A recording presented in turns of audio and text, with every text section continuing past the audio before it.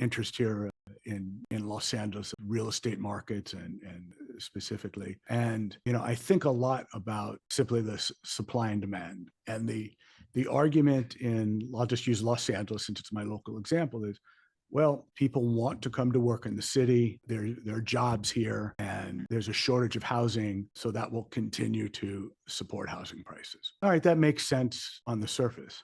But what that doesn't account for is within a span of a mile and a half here in my town between Beverly Hills and LA, you have homes at $2 million and homes at $50 million. Right? So that's not purely job market and selection. So to broaden the question out for you, and when I think about your bigger comment of, if we don't educate the population, over time, society is worse off. Social Security is a big problem. Is there a bigger dynamic to be thought about in real estate, for example, in cities where the average person and more than the average person can't afford to live there?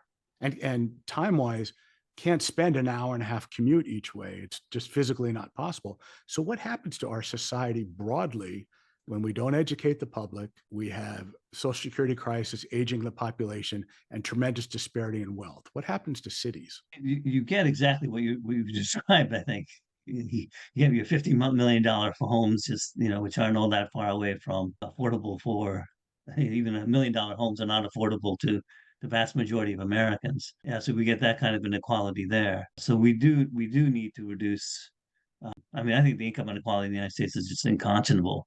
I don't understand why we can't just have a much more progressive tax system and say equalize educational expenditures across the board. I don't understand why are schools funded locally? Like, why aren't they funded at the national level? Things like that. But yeah, I think that, and we in California, I think on the real estate side, I think it has been, the discussion with the NIMBY movement, really all these restrictions on the ability of developers to build more housing.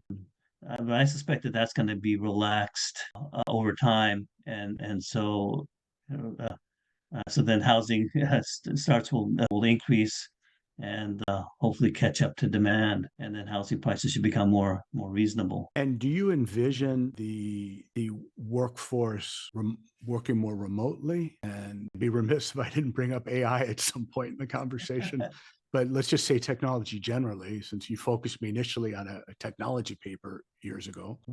What do you see happening as information, flows differently, and just how do you view things? Will people work in offices? Will they work from home? Yeah, certainly there'll be a lot more flexibility, I think, in work, because we can Zoom like we're doing now. So that's that. But like, for example, even in our classrooms at the Claremont colleges, when the pandemic hit, we went dramatically from in-person classes to everything on Zoom. And now that the pandemic has subsided, we're sort of obviously reverting back to the classroom, but not completely, right? So there's still a lot of Zooming going on, and a lot of, for example, I taught my classes last year. I was teaching all my classes in person, but most of my office hours were on Zoom, right? Because it was easy to meet with students in the evenings, on weekends on Zoom, and I didn't have to go to my